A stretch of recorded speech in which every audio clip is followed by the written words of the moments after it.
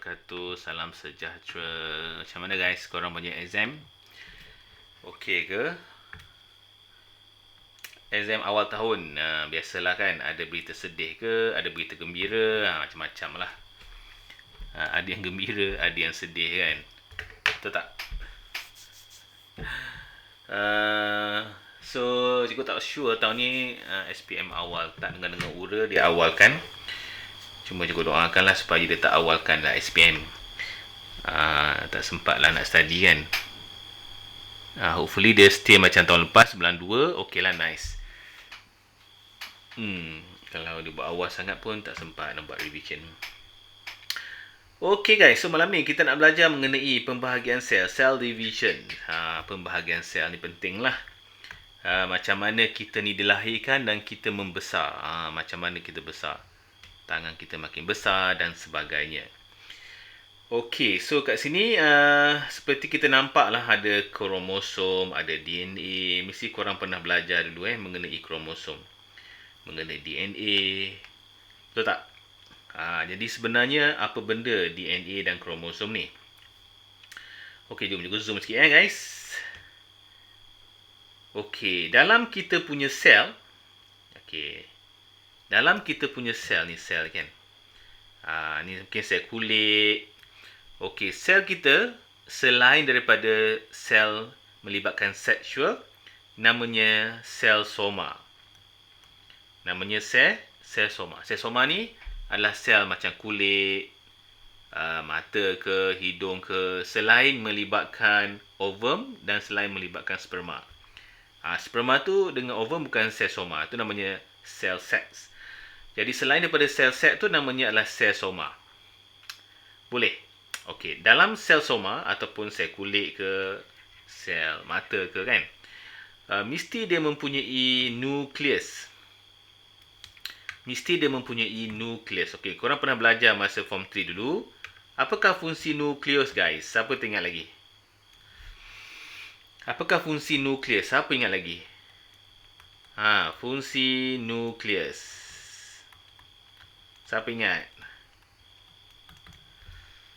Christina ingat tak? Apakah fungsi nukleus tu, Christina? Kita recap lah sikit. Form 3 dulu kita belajar. Dah lupa dah. Nurin ingat tak? Apakah fungsi nukleus kita belajar dulu? Haziq ke? Safia? Ingat? Kita dah lupa dah.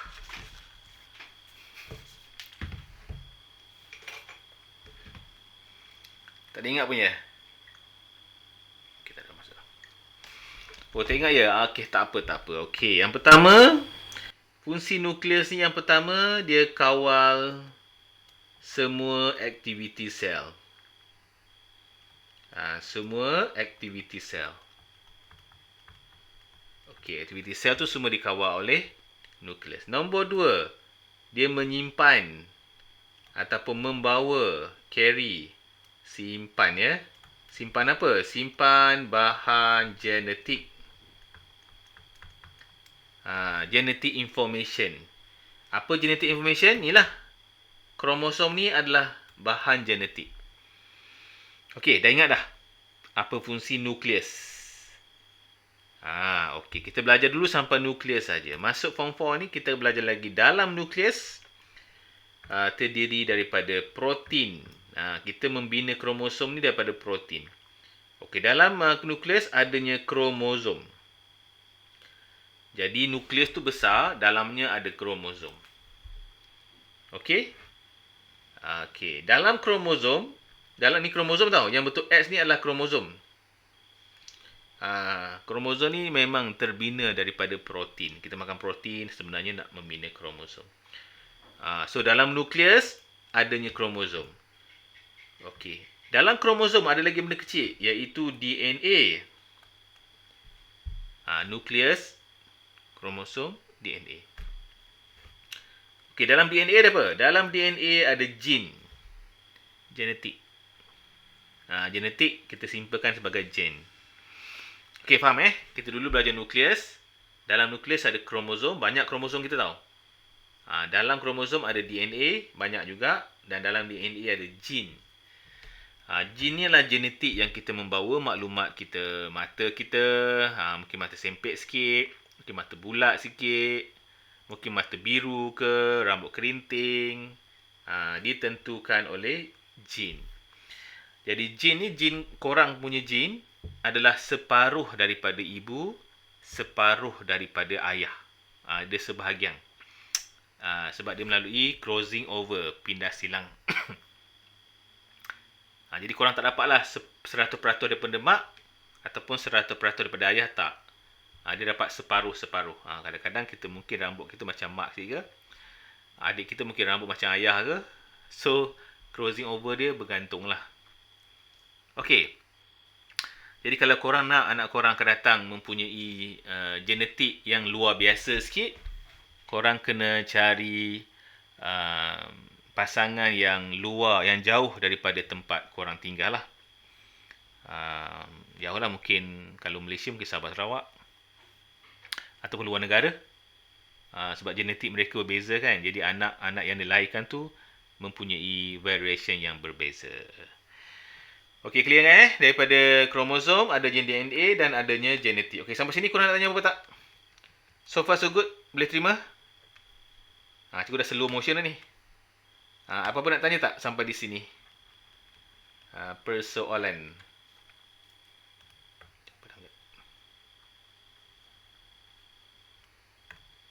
Ada? Tak ada? Okey. So, kita punya DNA ni, DNA nampak tak? Dia punya macam bentuk helix. Ini namanya bentuk helix. So, dalamnya ada DNA, ada genetik. So, ianya memang terbina daripada apa?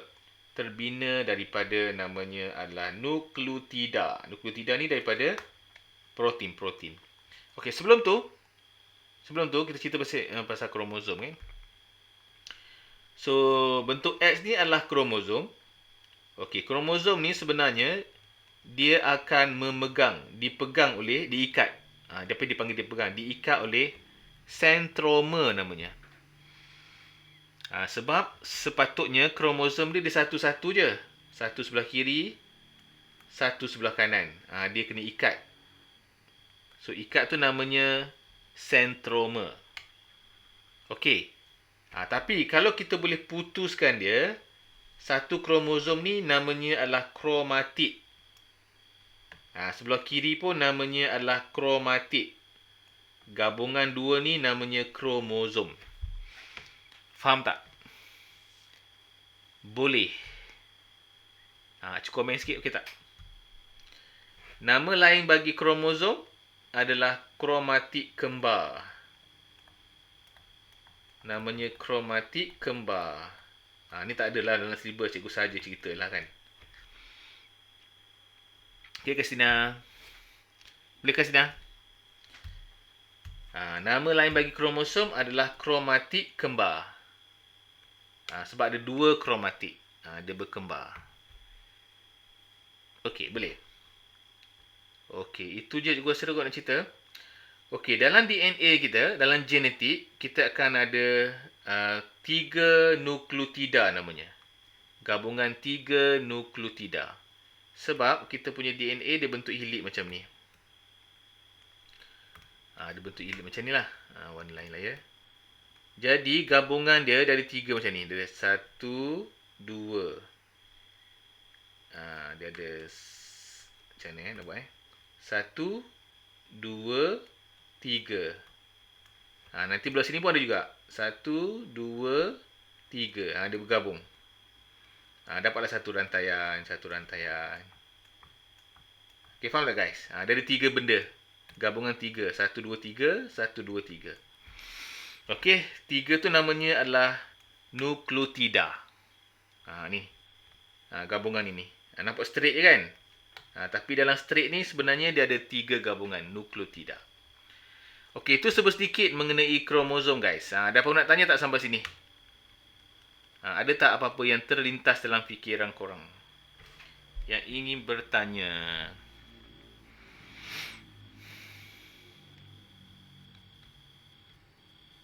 Kromosom DNA memang daripada protein.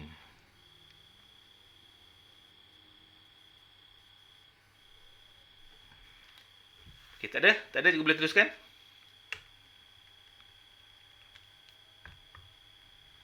Azan lah pula. Okey, so cikgu nak cerita sikit pasal nukleotida. Nukleotida ni ada 3 . Yang pertama kumpulan fosfat, kita ada gula pentosa dan juga satu lagi kita ada base. Base nitrogen. Ni popular guys. Susunan ni popular. Nanti dah akan buat lah. Sini X ke. Korang kena ingat lah sikit nama-nama dia. Okey dah. Okey, apa lagi juga nak cerita itu sahaja kot. Dah tak ada apa.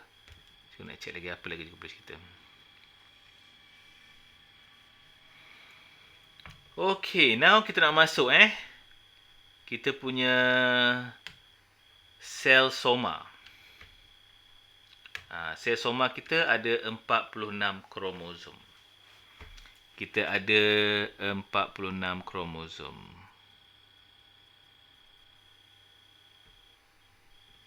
Kita ada 46 kromosom.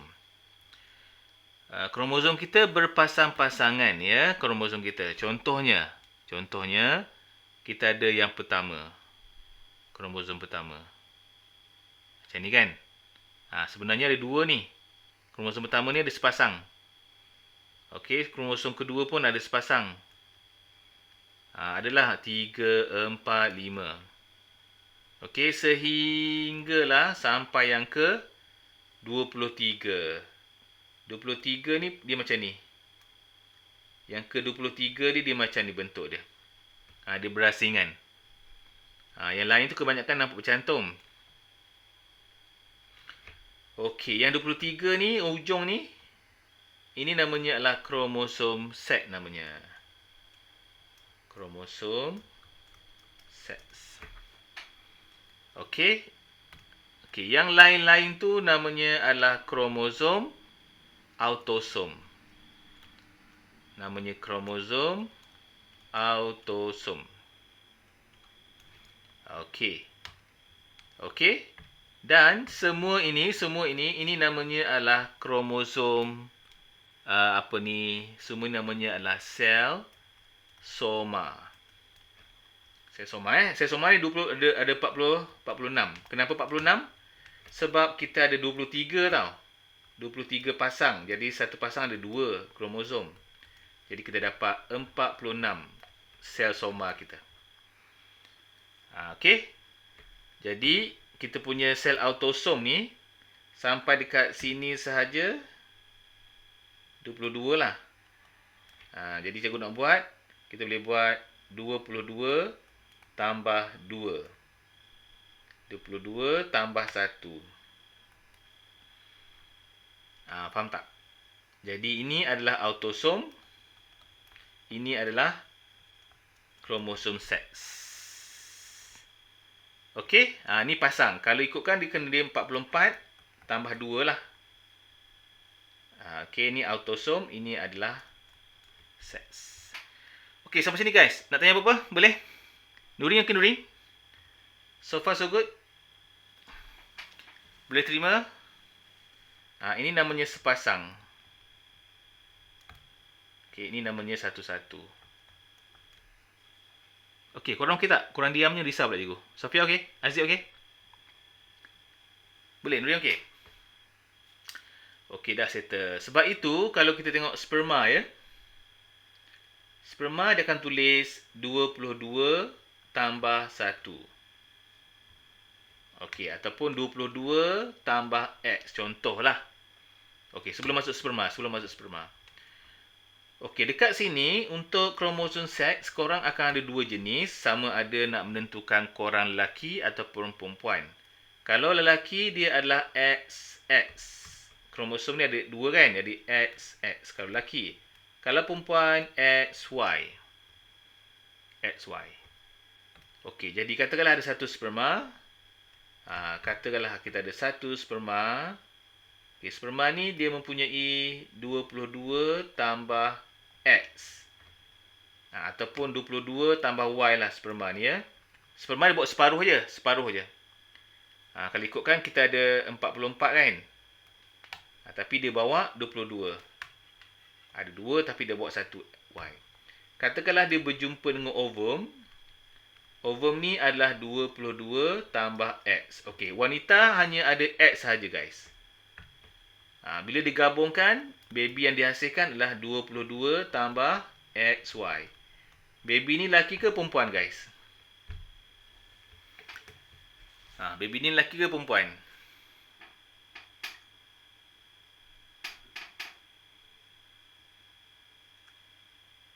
XY lelaki perempuan?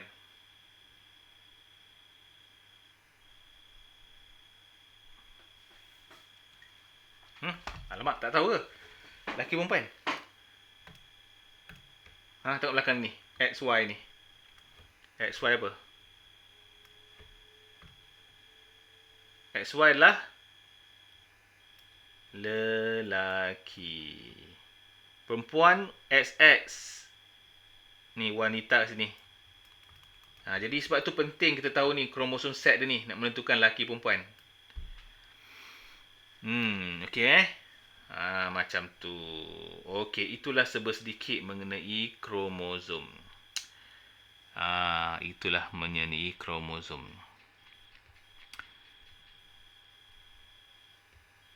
Dalam kromosom autosom ni, lupa nak beritahu, korang kena ingat satu benda, kromosom pada 21. Okey, apa masalah kromosom 21 guys? Penyakit apa yang selalu ada pada kromosom 21? Penyakit apa? Penyakit sindrom Down. Betul, sindrom Down. Sepatutnya dia ada 2, tetapi sindrom Down dia ada 1 je. Kalau nampak 21, dia memang penyakit sindrom Down. Okey. Untuk lelaki mesti ada XY ya. Untuk perempuan mesti ada XX. Ada tak perempuan akan dapat X sahaja? Ada tak korang rasa? Perempuan dapat X sahaja. Apa pendapat korang? Ada tak?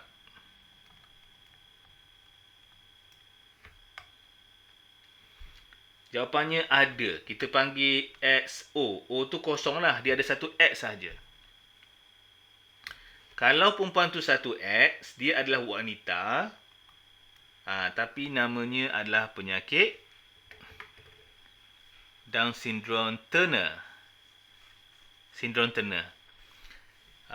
Okey.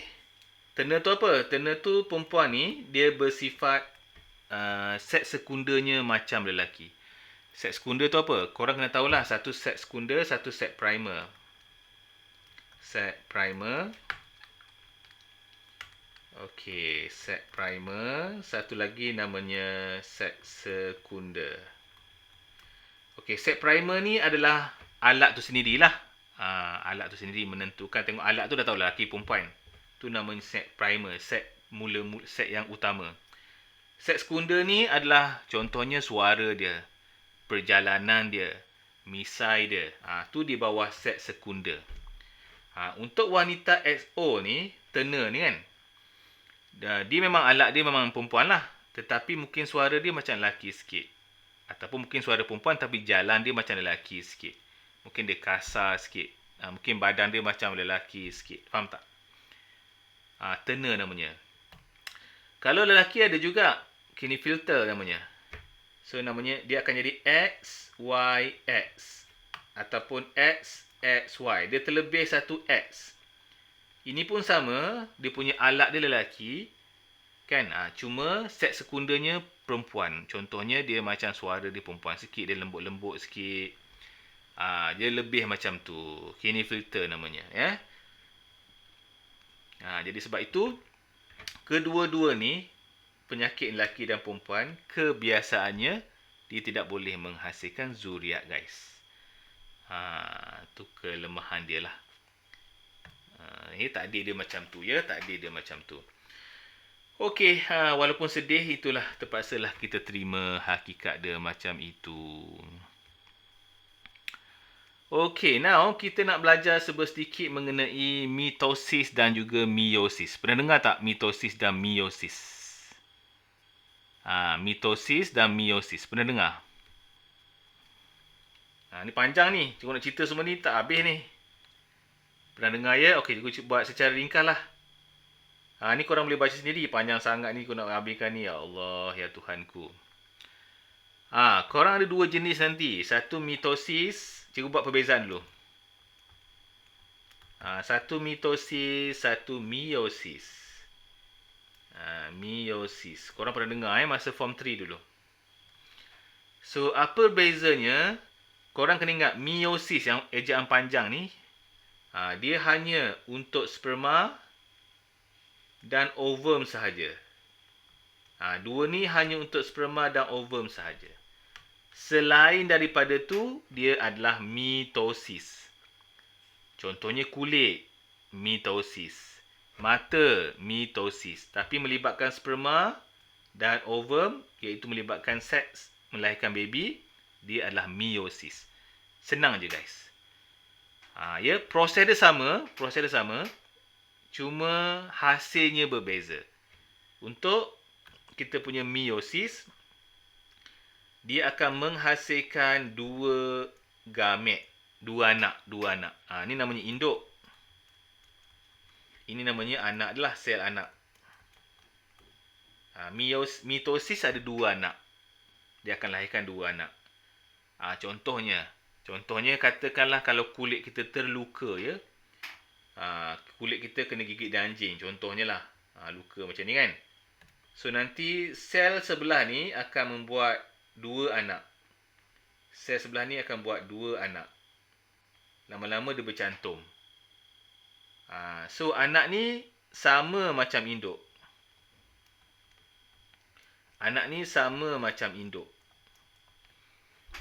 Okey, sebab itu kita ni bukan mitosis. Sebab kita tak sama dengan mak, tak sama dengan ayah. Sebab itu kita ni meiosis. Meiosis dia tak sama. Kalau kita sama dengan mak, kita melalui proses mitosis. Sebab kita sama dengan mak, sama dengan ayah. Tapi kita tak sama kan? Sebab kita melalui proses meiosis. Okay, proses untuk melahirkan baby, mencipta baby tu, proses meiosis. Kalau baby tu sama macam mak ayah dia, baby tu melalui proses mitosis. Okey, lagi kat sini apa? Meiosis ni dia akan melahirkan 4. Yang pertama, yang kedua. Dia ada 2 kali proses. Kalau mitosis, dia ada 1 peringkat saja. Kalau meiosis, dia ada 2 peringkat. Peringkat pertama, peringkat kedua. Peringkat kedua ni dia menghasilkan 4. Kalau untuk lelaki, dia akan menghasilkan 4 sperma lah. Sekali proses dapat 4 sperma. Tapi dia banyaklah proses. Banyaklah sperma. Untuk lelaki sekali buat 6 juta ya. 6 juta sperma. Maksudnya ada banyaklah permulaan ni. Begitu juga untuk wanita. Kalau wanita pun dia akan ada 4 ovum. 1, 2, 3, 4. Perempuan akan menghasilkan 4 ovum. Tetapi 4 ovum tu yang hidup hanya 1 saja. Dia tak hidup semua. Lelaki 4 sperma semua hidup. Kalau untuk wanita, ovum dia tak perlu banyak. Telur dia perlukan 1 je kan. 4 wujud. Yang lain terkorban. Untuk wanita, hanya 1 ovum saja yang lekat. Okey, nampak tak perbezaan dia antara mitosis dengan meiosis? Boleh? Secara macam ni okey tak? Boleh faham? Tak payahlah juga panjang-panjang ya. Clear Soalan cikgu sekarang ni.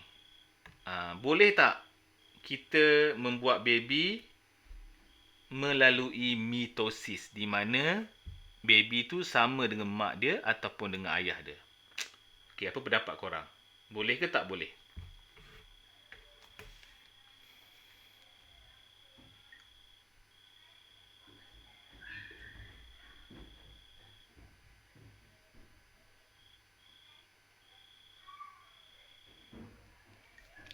Safia boleh tak? Kawan lain Haziq, apa pendapat korang?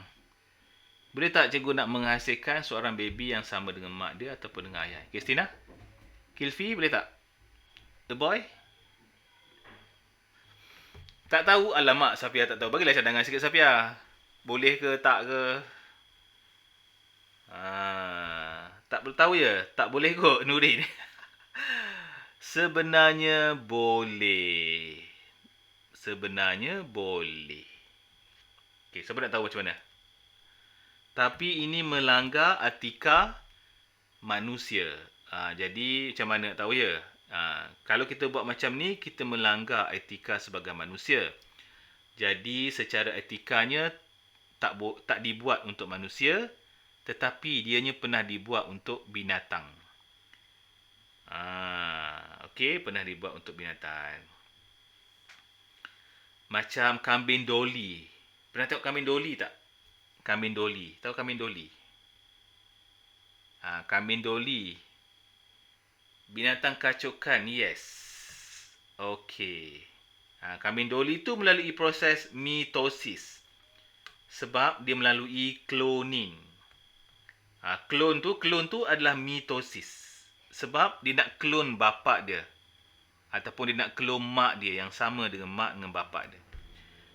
Jadi akan datang, tak tahulah, mungkin orang manusia dah boleh terima. Mungkin etika ni dah terbatal lah kan. Orang dah boleh terima dah kita boleh buat cloning diri sendiri. Pun begitu, cloning ni lagi banyak keburukan dia berbanding kebaikan. Nanti aku beritahu apa buruk dia. Kita cerita dulu macam mana dia buat cloning. Korang dah tahu belum ni cloning ke tak payah cerita? Korang dah tahu dah proses dah? Ramai ke yang tak tahu? Korang nak tahu tak proses cloning macam mana? Kejap guys Sofia dah tahu Sofia macam mana proses dia?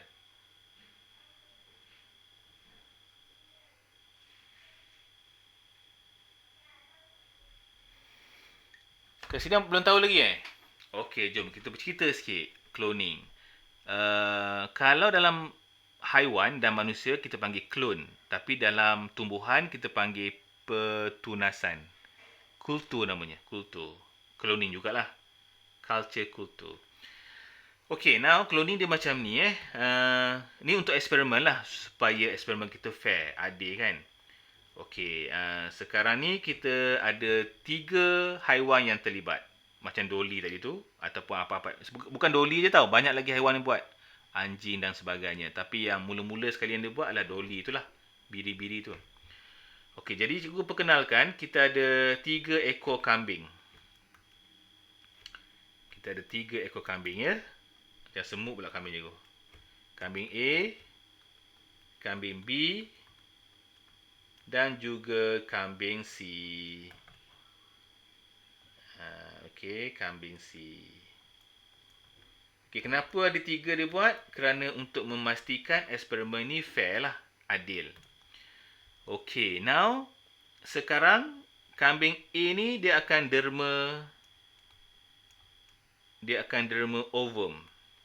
Jadi kambing A ni macam perempuan yang derma ovum lah. Okey, sekarang ni kita nak kambing B. Sebab kambing B ni katakanlah good, bagus. Baka yang bagus, kita nak clone kambing B. Jadi kambing B ni akan derma DNA. Okey?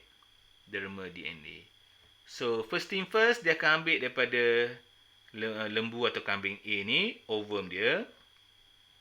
So, dalam ovum ni ingat, kita ada nukleus. So, nukleus ni adalah maklumat kepada A. Maklumat apa? Maklumat genetik.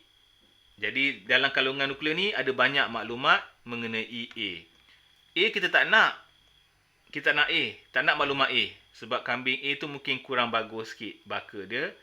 Dia tak nak langsung DNA kambing A. So, apa yang dia buat?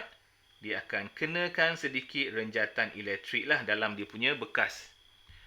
Adalah petri dish tu, bekas dia sikit.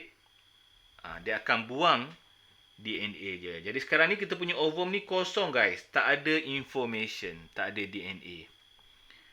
Amazing ganas Hebat kan diorang kan. Dia buang. Jadi telur ni kosong lah. Tak ada DNA. DNA A ni dah dibuang. Jadi telur ni dimasukkan dengan DNA baru. Di mana DNA B. DNA ni boleh ambil dari macam-macam lah. Daripada rambut ke, kulit ke, sperma dia ke. Tak kisah. Sebab itu kalau dinosaur mati, kan dia jumpa artifak rangka-rangka tu, dia boleh ambil DNA. Sebab DNA tu mana-mana boleh ambil. Selagi boleh carilah. Okey, DNA ni dia masuk dekat sini. Dalam ni dia letaklah DNA AB sebagai nukleus dia. Jadi, telur kita ni sekarang dah mempunyai maklumat B. Okey, sampai sini korang okey tak? Korang keliru tak sampai sini? Proses dia. Sampai sini so far so good? Nak tanya apa tak? Proses cloning ni. Okey, dia buang tadi dengan apa? Dia buang tadi dengan renjatan elektrik So dimasukkan baliklah dengan jarum dia. So clear, tak ada isu kan? Okey, kemudian bila dah jadi macam embrio sikit, dah besar, dia akan masukkan kat sini. So tugasan sini sebagai ibu tumpang. Jadi 3 kambing yang berbeza supaya nak lihat hasil dia lah. Hasil dia mana? Ikut A ke, ikut B ke, ikut C. Itu tujuan dia. Jadi dia ambil kambing yang berbeza. Dari ternak kat sini, dia mengandung. So, baby dilahirkan. Surprisingly, baby yang dilahirkan tu adalah sama dengan B. Sebab apa? Sebab dalam ni 100% menggunakan B. Jadi ini pun namanya mitosis. Sebab anak sama dengan induk. Faham tak? Itulah maksud mitosis. Jadi cloning tu adalah proses mitosis. Okey. Settle? Soalan?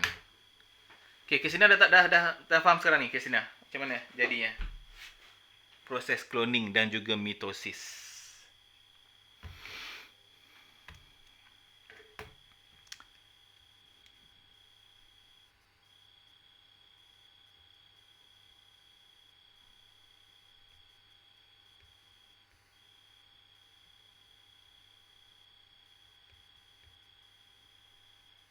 Boleh begitulah jadinya. Okey, kat mana lagi cloning ni berlaku? Okey, cloning ni berlaku lagi pada kejadian kanser. Kanser tahu kan kanser kan? Okey, kita kembali semula kepada tangan kita yang luka tadi. Okey, kita tangan, katalah tangan kita terluka sikit. Kat bahagian tangan lah kan. Banyak sangat ni. Anggaplah sikit. Okey, kalau kita gantikan dengan kulit yang asal, ini namanya adalah proses mitosis lah. Okey. Bila dah cukup, kulitnya, selnya dah tumbuh, sel tu akan stop.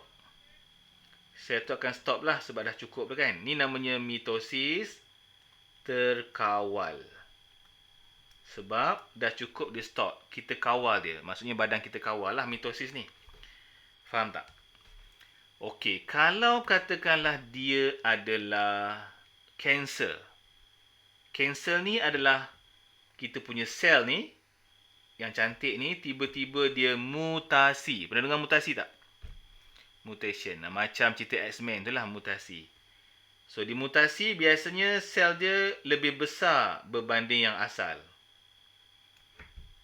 Okay, kenapa mutasi? Mungkin dia terdedah dengan bahan-bahan kimia. Jadi, dia punya bahan kandungan sel tu dah sedikit berubah daripada asal. Dia dah ubah sikit.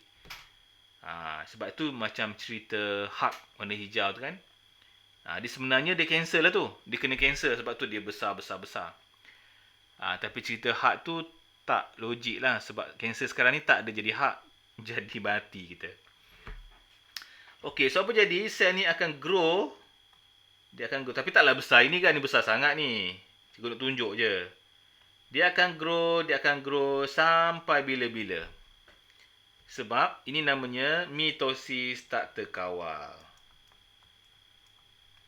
Luar kawalan. Sebab kita tak boleh kawal. Sebab tu namanya sebagai kanser. Faham tak guys? So yang bahaya kalau kanser ni masuk dalam saluran darah, itu yang bahaya. Selagi tak masuk dalam saluran darah, okey lagi. Kita boleh buang dia. Kalau masuk dalam saluran darah, dia akan membiak. Dia akan hantar kepada seluruh kawasan. Okey, dapat gambaran sikit. Jadi mitosis tu sebenarnya kita boleh cipta dia. Okey. Mitosis ada dua. Satu terkawal, satu tak terkawal. Barulah korang faham. Okey. Okey, boleh guys?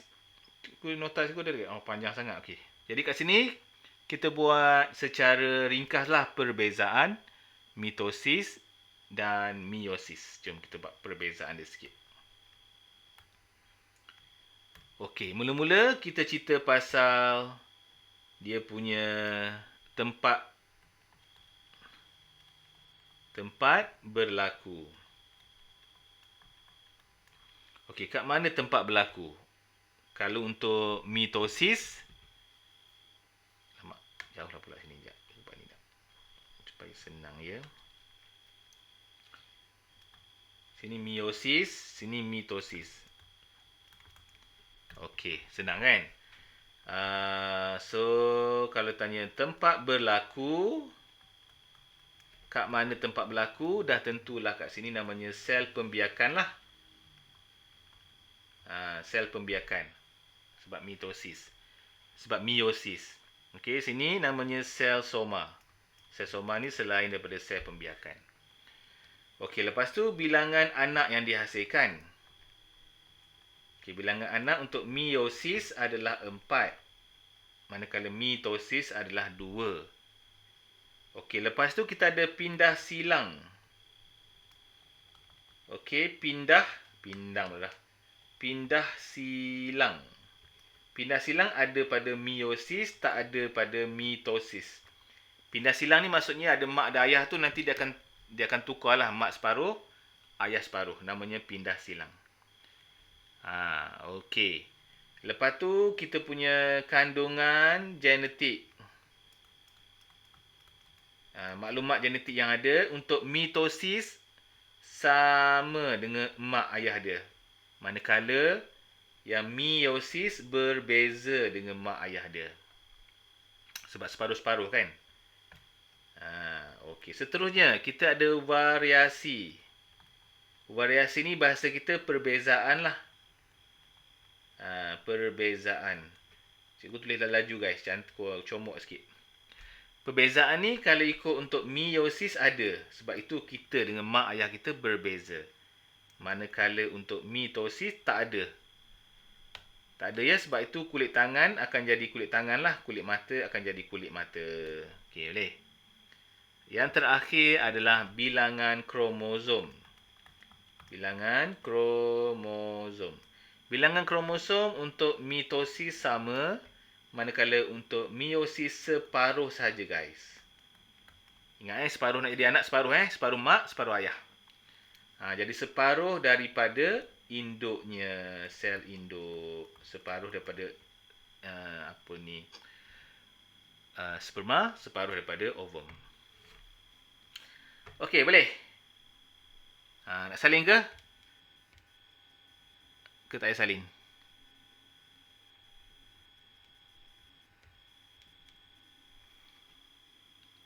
Okey, aku nak masuk soalan sikit. Adakah anda bersedia untuk soalan?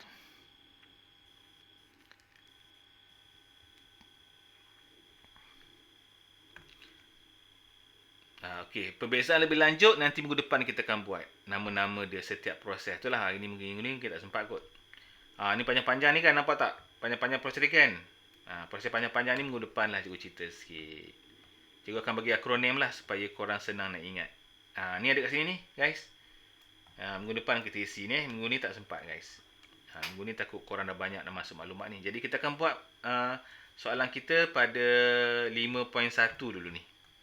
Pembahagian sel guys. Muka surat 4. Muka surat 4. Okay, korang buka yang tu. Jom kita buat. Okey, kita mulakan dengan kromosom. Kromosom ni apa? Okey, manakah jawapannya guys? Kita buat A, B, C, D, E. Okey, untuk kromosom A, B, C, D. Apa jawapan korang?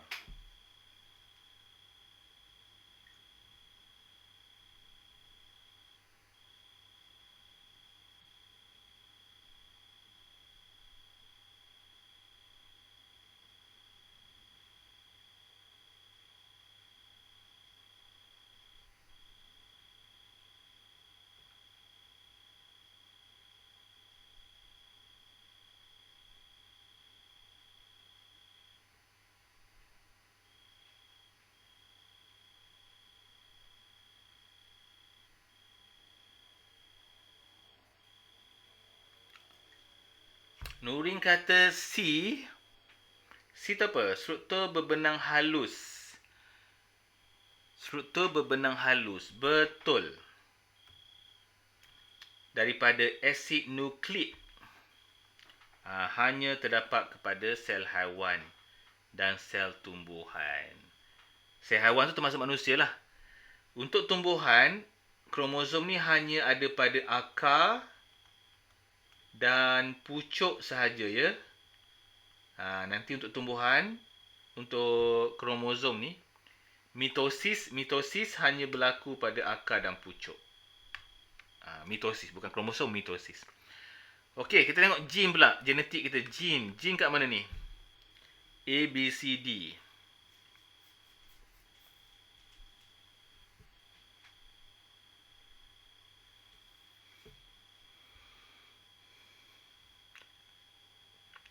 Gene ni maklumat lah yang kita bawa.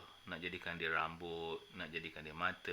Gene ni paling kecil Kromosom kecil, kecil lagi DNA. Dalam DNA ni ada gene. Gene ni paling kecil guys. Jadi kat mana gene tu?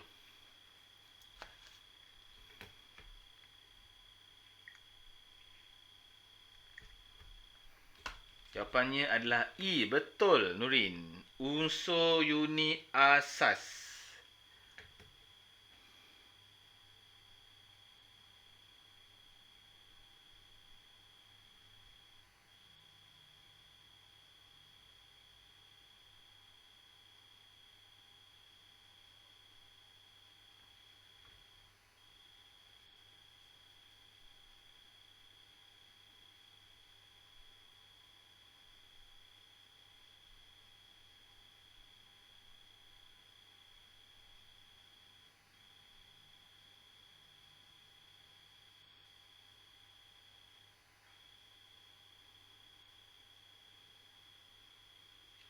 Okey, mitosis pula. Kat mana mitosis? A, B, C, D.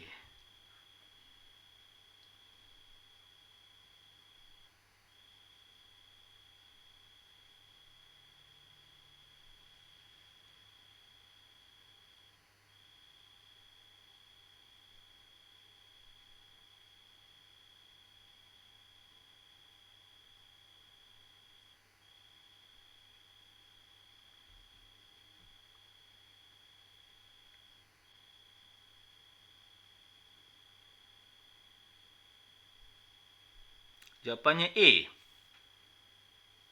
Mitosis pembahagian sel berlaku dalam sel soma. Betul, sel soma. Nama panjangnya somatik. Kita akan panggil dia sebagai soma. Sel soma ya. Betul. Mitosis. Okey, DNA. DNA yang bentuk macam ni guys. Okey, apa nama bentuk ni? Ini namanya bentuk helix ni. Bentuk helix ganda 2. Okey, ini DNA lah. DNA itu namanya bentuk helix. Okey. Mengkodkan. DNA ni mengkodkan.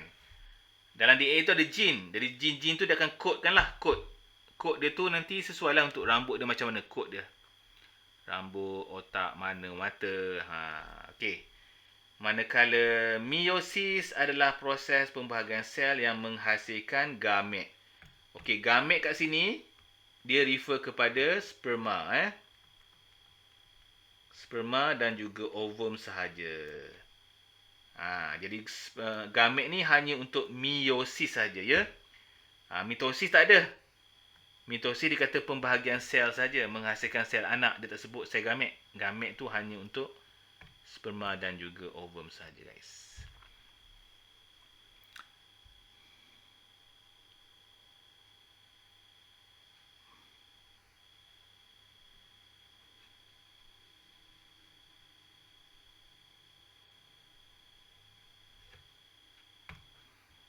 Okay, now.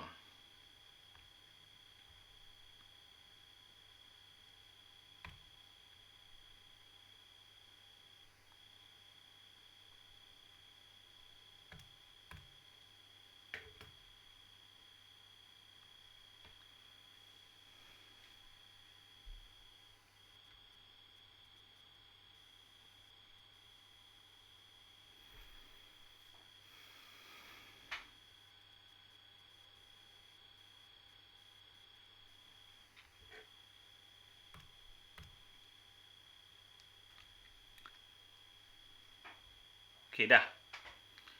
Okey, ni adalah kromosom Ingat, kromosom kedua-dua ni namanya kromosom.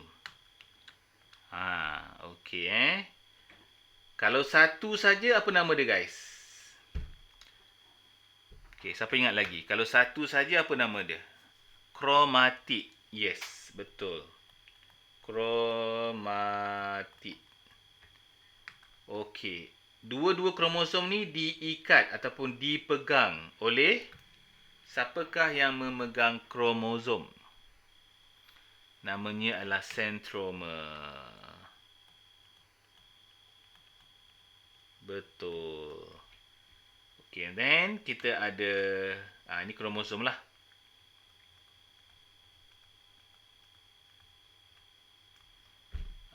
Begitulah ceritanya guys. So minggu depan kita nak hafal ni. Bukan nak hafal, nanti cikgu akan bagi cikgu cerita dulu sebab korang kena tahu juga ni.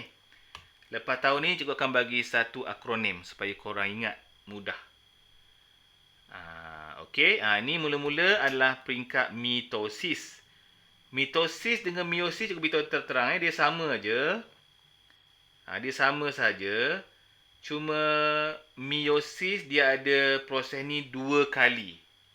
Sebab tu meiosis dia akan cakap meiosis 1, meiosis 2. 2 pun macam ni juga. Dia macam repeat 2 kali. Itu je lah. Itu sahaja.